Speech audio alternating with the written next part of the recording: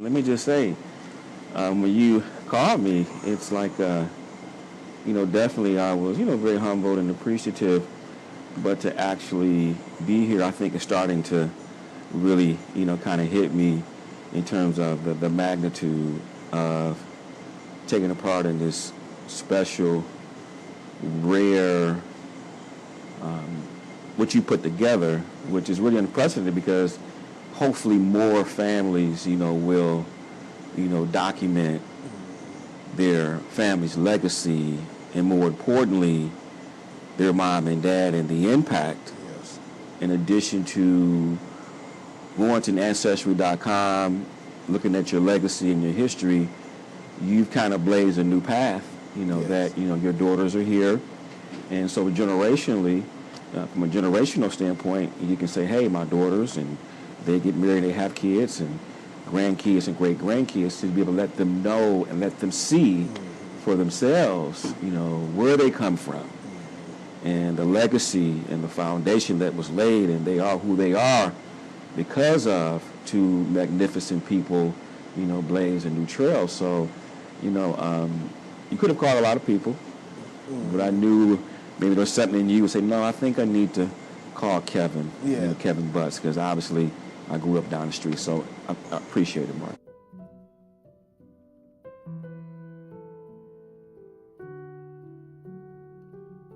We moved in December of 1967. At that time, I was 3 years old. But as I became older, 4 or 5, I remember pretty vividly because I was able, by that time I rode my bike, so I was able to ride up and down the street of the neighborhood. And although I remember the house being there, the significance to me was the block itself. Because during that time on Beechwood, it was a lot of neighbors down the street, across the street, and I would ride my bike, and I got to know a lot of the neighbors on the block. I mean, a little personally for a little boy. Mm-hmm. There was another young boy that I played with, and then so that was one of the vivid memories that I have of the house itself. And of course, it was across the street from the community center. So that brought in an influx of people from all over the neighborhood, too. And with the house itself, it was, being that young, you realize it's a little different, but with our parents also, the way they brought us up, it was just a humbling experience. Of course, I was still a child, so I was just another kid on the block. No better, no worse than nobody else. By the time I was 5, that's what I remember recalling that first Christmas. Okay. Because we had the living room up front. We had a big tree up front. Of course, I got a drumstick. It was all in the front room. So that was one of the things I remember. So this is maybe 2 years later. 2 years later. And like I said, at that time, at 5-year-old, you're still a child. So it's a significance there. But in the same token, it's, like I said, I was just another child on the block. So it wasn't that, you feel better or worse than somebody else. But I would say at 5-year-old, I definitely remember more so growing up there at the time. Mom in particular, she would always decorate the entire house. I remember even fruit bowls, if you remember when they had fruit bowls and nuts and stuff. She put out everything for Christmas to make sure that it was special to us. So I always remember the trees and the decorations. Also, I remember we would get a ton of Christmas cards from all over, especially since Dad was a politician. People from all over the state and probably further than that would give us Christmas cards, and she would have them all over, like trim the walls a little bit, leading into some of the rooms. So it was just always a happy time. We spent time with family. We pop called. So those were my earliest memories. I remember receiving a lot of people. Well, my parents did. Our house was pretty much open to the community. Mm-hmm. At this time, it's 68, 69, almost 1970. And from what my parents told me, we had people literally from all over Detroit come knock on our door, and it wasn't like a mass stream, but every now and then, somebody would come by, hey, we admire your house, can we take a tour? My parents were open like that, sure, we could take a tour, they may ask some questions. Well, how you guys built this? At the time, you know, they was a young couple, mid to late 20s when they completed the home in 1967. So it was very significant. A lot of black people, even white people came. On Saturdays, I remember people knocking on the door, generally men in the community. You know, they would come and knock on the door, ask for Daddy, and Dad would take time out on his Saturday mornings to stand, you know, around and talk to them, and just to talk about whatever they were chatting about. But usually they would be there for like a couple hours talking to Dad. So we shared our parents. My mom had so many like gowns and dresses because they had to go to community events related to, you know, my father's position. So we shared our parents, and that was okay. It was a blessing, and I think that's the legacy that they left today. At this time, this when the suburbs were opening up to black people, or starting to gradually open up. And a lot of the white folks, 67, 68, 69, by that time, if they weren't in the suburbs already, a lot of them were going that way. Right. So they were looking for new ways to build a home, you know, do it efficiently and effectively and still have a nice house itself. And the thing about that house, too, my father called it was a California split level. It was a California-style house. As you know, in Detroit, you got a lot of two-doors, you got colonials, you have the revival model, so it was kind of like a contemporary or a fresh ideal of a house you didn't really see typically, particularly in River Rouge. That's a beautiful thing about growing up in River Rouge, and more importantly, the Tuckers, you know, laying that foundation for Margaret and his sister, and then for us as young men, a lot of us knew who our father was, spent time with him. Well, there were many of us where the father was not in the home. So to see an example of a young couple, stuck together, raised their kids. So also as young men, African-American men, we got a chance to see a gentleman and a man and how he reflected in terms of how he raised his family and the foundation that he laid. So as a young man, you can see an example. So you got to have a balanced perspective and not just say, because in Rouge, I say the good, the bad, and the ugly, but the good was 95%. Yes. You know, in addition to that, you can only be what you see. So a lot of young African-American men, we had a chance to see growing up. A man, Mr. Tucker, on the school board, had an amazing career, mother, class, style, dignity, the way she carried herself and the way she raised her daughter, you know, to be respectful, classy, and not kind of running all over the place. So I think, you know, the impact of the home, but I think also the impact of the Tuckers also was that what they represented for those young men and women who maybe didn't get a chance to see and experience what your sister experienced, but we got a chance to see that what's possible. Yeah, it can happen. Yeah, it can happen. And we always say, one day, and we probably get to it, one day I'm going to have a house like that. That's what I forgot to say. You know, as a kid, you would look, you'd be like, okay. But you could see it one day. So it gave us something to aspire to. So I thank your mom and dad, you know, for that. Some of the reasons why I think they built where they were, obviously they got married in 62, so they rented homes. They rented a home in Southwest Detroit on Liddesdale. And then when I was born, they had a home on Campbell Street. They was renters. And I think at the time, they just wanted to, you know, build and stop, you know, not be a renter for all their lives. I think their mindset was just, hey, we're going to strive and build us a nice home in the community. Of course, they both grew up.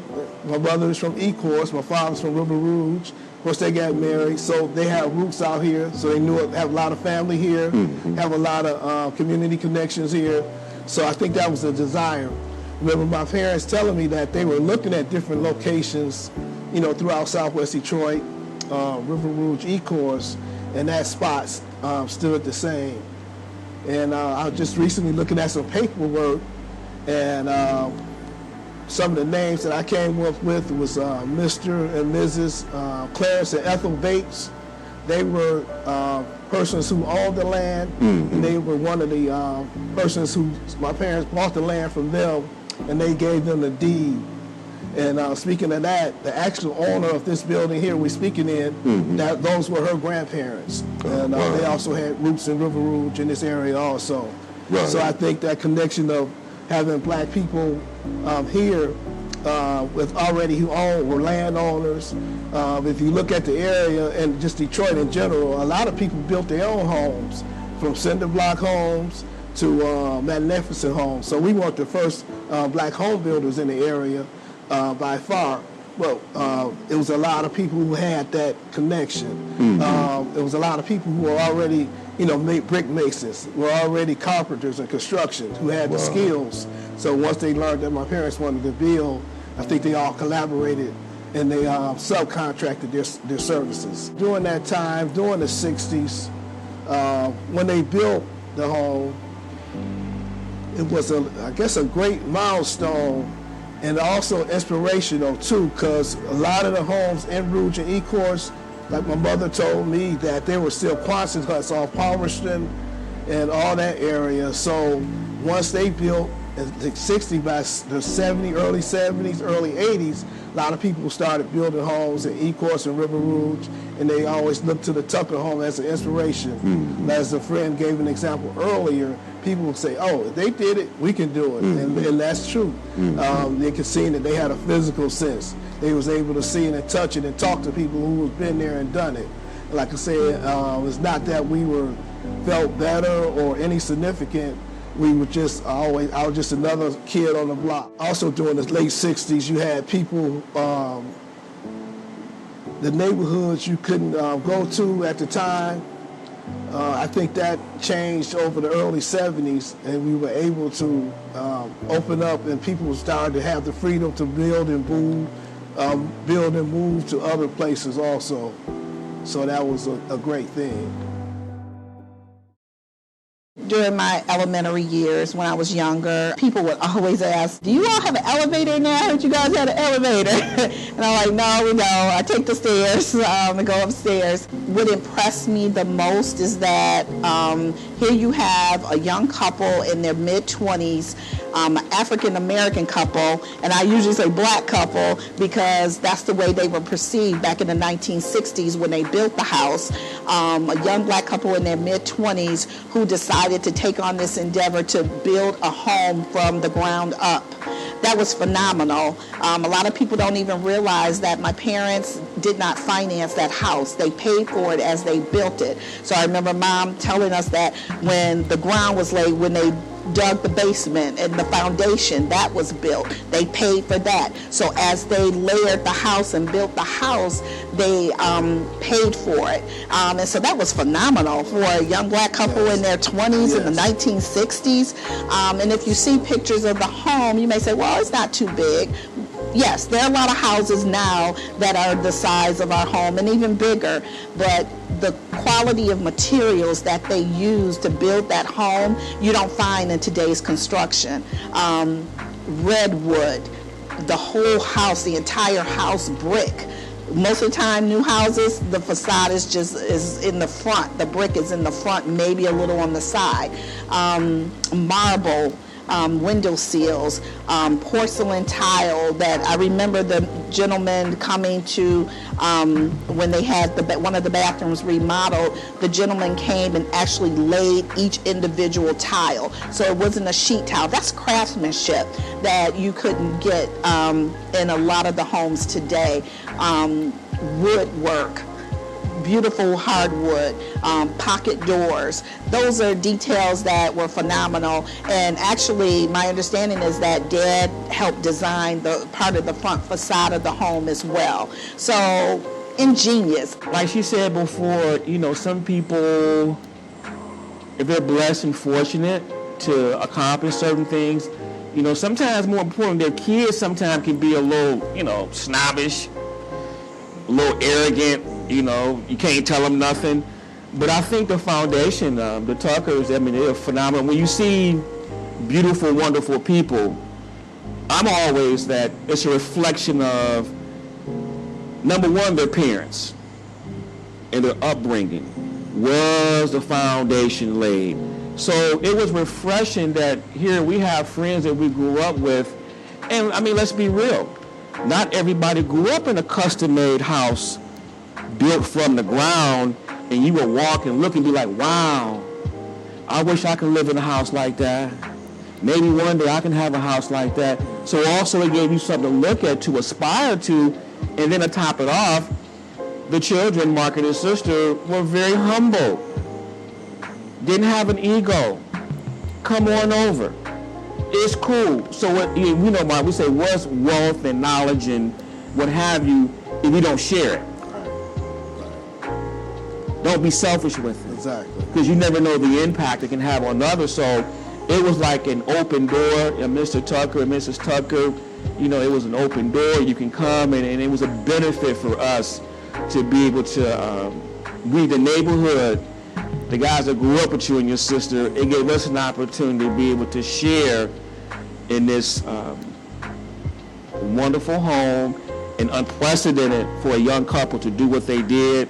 And that had an impact on a lot of us. You can talk to many people in River Rouge during that time, and the first thing they would tell you, they would never forget that home or in Beechwood, but then more importantly, we got a chance to kind of brag, like, well, my friend lived right there. Oh, yeah. You know, so you couldn't have, when we went to school, you walked down the street, every time you look over there, you know, so it's pretty special. We grew up in a city that we were very fortunate, that the village, you know, we always hear that, it takes a village, but where we grew up, we can attest to that, and we can speak boldly about that, because a lot of our parents came from the South and other areas of the United States and came to Michigan, as they say, up north for better opportunities. You know, so naturally from elementary school to, it was fascinating because, you know, now you go to school K through 5 and 6 and 7 over here, and we went to school, we went to high school in 8th grade. Right. So we went to school K, we have folks that we grew up with, we've been knowing since K through 12. Exactly. So you're talking K through 12, I mean, and the closest people to you are normally your brother, sister, your first cousins. But where we grew up, you know, you go to school K through 12, you have an extended family of friends like cousins. Yes. You know, so Mark and I, you know, we've been and sister, you know, we've been on each other all our lives, and that's a blessing to say that. It is. Most folks, can you pinpoint a count on your fingers how many friends do you still know to this day, and you went to school together, but we can say K through 12, it does not get any better and closer than that.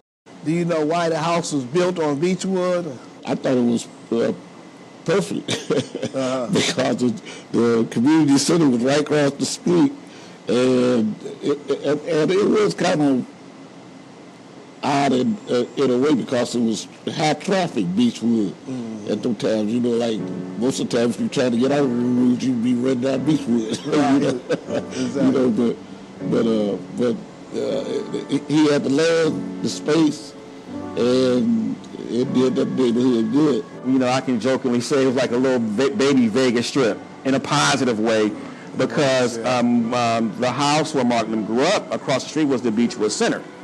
So during that time, we had a community center. Exactly. So what we hear now today, well, kids won't have anywhere to go. They out running the streets, and there's not no supervision. We were blessed to have a community center where in the summertime we played basketball, we played board games, we had tennis tournaments, we had a swimming pool. I mean, we had everything. And in the wintertime, we had arts and craft, we had ping pong, you can shoot pool. So you can go somewhere and be amongst your friends. Exactly. There was supervision. So it kept us occupied. You know, we didn't have to worry about, you know, getting in trouble. We couldn't get in trouble because, you know, back in them days, our parents didn't play. Right. You know, but more importantly, so it attracted the entire, that center attracted everyone from the neighborhood and surrounding cities.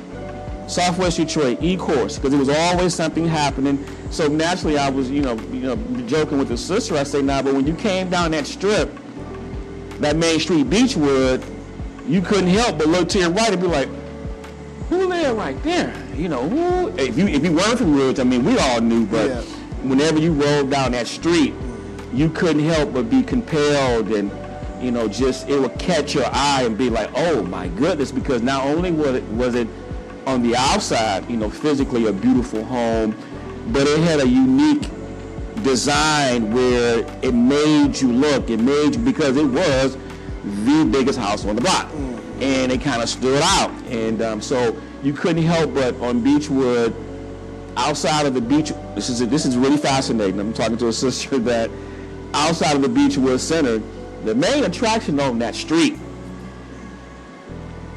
was the Tucker's home. Yes. I mean, it stood out. And more important than that, you would look there before you looked at the center. So that was pretty magnificent that when you drove down that street, it couldn't help but catch your attention to say, wow. My mother was she was very sweet. She was kind. She was a diligent person. She was also strong-willed. She was a great administrator. She always taught me that you gotta be organized, take care of your business, take care of your paperwork, have your things in order. She was great at that, doing those type of things. So she was very, very good at that. Very open and also sociable. Right. Maybe my personality, she didn't talk a lot, but she was always open to people, very open to people, stuff like that. She was involved in the community, not so much in a political sense, but like I say, she was connected with a lot of people, had a lot of friends, and also by her working at Samuel B. Milton Sunbeam Memorial Hospital, she knew a lot of people from the community. She worked in billing and insurance and that administrative realm of it. So she had a lot of influence on that part. And during the 80s when high school children would work there during the summer, they always comment how, nice my mother was, how she helped them out with a situation, as far as just either maintaining a job or how to get into the hospital itself. Right. And so that was pretty significant on her part. Mom and Dad did a phenomenal job ensuring that me and my brother Mark were raised to respect people and be kind. We embraced our community. We played with the kids in the neighborhood. We attended the school. We actually attended church in the neighborhood. So that was important to Mom and Dad that we were, like I said, we were always kind to people, and we just were humble. And that resonated a long way with me. They didn't have time for people being pretentious. They were not. They, connected with the community well, and they ensured that I connected and my brother connected well with the people in our neighborhood. I'm thankful that I'm where I am today, in major part to what my parents did for myself and my brother. I thank God that they, allowed us to be humble. I do a lot of corporate work, a lot of, societal type things, and I'm glad at who I am in every encounter that I have with people. I thank God that I'm able to connect with people in a way that is how we need in this world today. My father, he was a good person, very firm. He was no nonsense. The same token, he was fair. He wasn't a totalitarian or bully in a sense, but he expected the best from us. I wasn't the type of student, I didn't make all A's and B's, but he definitely wanted me to do my best. If he felt I wasn't doing my best, then he would also check me on that too. So it's definitely a blessing to have parents there, and also to be able to experience that. Could you describe what type of man was Rudolph Tucker to you? To me, big brothers. Coming out of Alabama as we did, we lived with Uncle Elijah and Aunt Mildred, for a year or so. Okay. So it was like big brother that carried on the rest of my life, because he used to come visit me at least once a month. We'd have a little chit chat. So it was always big brother to me, and that's the way I always felt about it. He did too. Yeah. He's a great guy. Right. I mean, all the way around, educated, easy going. He didn't really make waves like that unless he had to. Mm-hmm. You know, he wasn't messed with. Right. Quiet guy, but you know, he carried a big stick. You know, right. Right. I remember the elementary school that I went to, Sabbath. My father's name was on a plaque, a permanent plaque in the school. So to me, that struck me as, when I was young, you know, it kind of struck me as, wow, my dad's name is on a plaque in the school that I attend. There's something special about that. And so that was always something that stood out to me. And now, of course, I know that's because at the time he was vice president of the school board for the city when the school was built. So it's a permanent plaque. It's probably still there today. I think the first year he ran for that was in 1974. Mm-hmm. And so by this time he was established. Like I said, he's from the community. So he did have a support of people, but also, of course, he had opposition. That's just kind of natural. Right. Not everybody was supporting him to be on the school board, or not everyone was on board. But I think obviously the momentum happened. He won those elections, and that happened. He had to carry both the white vote and black vote. Mm-hmm. So that was pretty significant. Right. And one thing about it, our home was always open to the community. We had different, like I said, we had parties. I mean, a party would just jump off when my parents would have people come over, next, you know, playing cards, music going, and stuff like that. So they was open. So it was informal parties, and also formal parties also. Yeah. And not just that people gather. They might have, you know, political strategies. Mm-hmm. Once my father was on the school board, a lot of the children, their parents came by. They had an issue, and they knew they can go to my father, and he can help, you know, with that. So in a way, our home was always seen as like a gathering place, in a sense, for people who can come and also, you know, gather their thoughts and get knowledge, and also provide those protections, if you will, if needed, through the community. It was sort of like a safe haven for some.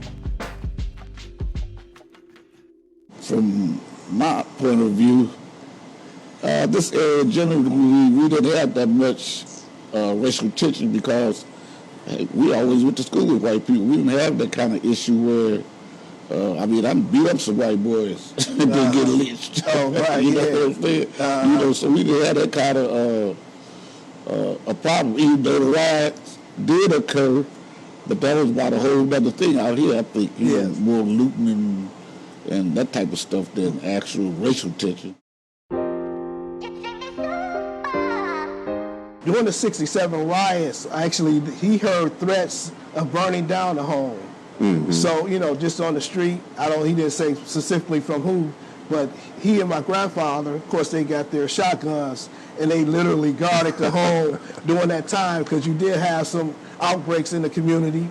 And at the time, and my parents told me, not everybody wasn't for that. You know, people told them, you guys can't do that. Mm-hmm. Young couple, black, you know, they were facing a lot of odds. And of course, in different parts of Detroit, black people couldn't live there then, you know, in Palmer Woods, Sherwood Fords. It started opening up a little later. But at that time, you know, we still couldn't go too many places to live and build a home. You know, white folks were still, you know, they were very reclusive. They'll mob up on you if they have to. Mm-hmm. If you read the history of mobs of people building homes, of people before buying homes in different neighborhoods, and then the white mob show up by the hundreds and thousands. One good thing about it, it's exclusive. Like white sides of River Rouge and E-Course lived on one side of the tracks, and the blacks lived here. So in a way, it was kind of protected in a sense. I think if it was a threat from white people, that there was so many black people who were in tune, that it would have been two mobs. You know, the white, I don't think they could have ran over that problem. As I mentioned before, it's unprecedented, you know, for you to be able to, God gave you the vision to say, when you first called me and said, well, Kevin, I'm doing a documentary on my dad's, and I'm home. And I'm like, okay, well, that's good. It's famous to us. Mm-hmm. But then now when I get here, I can see it's so much more than that. So, you know, praise God for you having that vision to where consecutive generations can have, I can talk about something. Yes. I can explain something to you, but until you can see it, sometimes the impact even for children and grandchildren, whomever, sometimes you have to see it and visibly, and you can hear it, the impact, so the wonderful thing is this will be huge in terms of the impact, and I'm quite sure the foundation, we always say that, getting those old school values Yes. and principles, now it can carry on. The legacy that my parents left, it was definitely something that was, it's a physical sense, and also it was an asset to the community. They were all recognized as people who were definitely a great influence in the community. They were also known to contribute to those things. There was a legacy with the family. A lot of our family would come over, and like I said, we have the outdoor barbecues and other things. So it was a way to, I guess, bring the community together in that sense. Dorothy, really, Joe, the Mark family, that whole family has just been great, and I think what you're doing is a testament to it. I am just impressed. I thank God for the legacy that our parents first instilled in us, and then what they left with the community, and I hope everyone who remembers them are proud of what they did for the community. I just always wanted to pay homage to my parents for that achievement of significance with building the home at the time. It was definitely something that was to look upon as something that's very significant or something to be admired. They were very humble people, so as I look around and take documents, there wasn't a lot of pictures or videos while they were living there. They didn't brag or anything like that. So I just wanted to, as their child, is to pay homage and also just document it and talk about it and give my perspective. As it was mentioned before, it was during the late 60s, and during that time it was just a lot of still racial strife and a lot of things, and this was even before the Fair Housing Act of 1968. So as far as getting loans for homes and things of that nature, it just wasn't readily available. And that's my mother and father also told me, just save. You have to really save your money. And now I understand what they're saying when it comes to home purchases, because you want to also not so much finance so much, but pay so much significantly off. So in the present or in the future, when you do have it, you're not struggling to maintain the home. Now I understand, and the impact of your mom and your dad, not just you and your sister, but the impact on the community, politics, activism, warmth, a true village, and a lot of part of who I am. And a lot of us, we can bring several guys in here and put a mic in here and say, hey, tell me a little bit about Mr. and Mr. Tucker. And I guarantee you, the first thing they will say is, they had an impact on my life.